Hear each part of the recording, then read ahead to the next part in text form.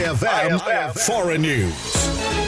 Kinumpirma ng pamahalaan ng Nigeria at Estados Unidos ang pagkamatay ng isang mataas na opisyal ng Islamic State na si Abu Bilal al-Minuki sa pinagsanib na operasyong militar sa Lake Chad Basin. Ayon kay US President Donald Trump, si al-Minuki umano ay kabilang sa pinakamataas na leader ng ISIS sa buong mundo at responsable sa ilang operasyon ng teroristang grupo sa Africa. Isinagawa umano ang operasyon sa Metele, Borno State matapos ang ilang buwang surveillance at intelligence gathering ng Nigerian at US forces. Bukod kay al-Minuki, napatay rin ang ilan sa kanyang mga tauhan habang walang naitalang casualty sa panig ng militar. Ayon sa Nigerian military, si al-Minuki ay dating komandante ng Boko Haram bago ito nanumpa ng katapatan sa Islamic State noong 2015. Iniuugnay rin siya sa iba't ibang pag-atake sa West Africa, kabilang ang kidnapping ng mahigit 100 estudyante sa Dapchi noong 2018. Sinabi naman ni Nigerian President Bola Tinubu na patunay ang matagumpay na operasyon sa lumalakas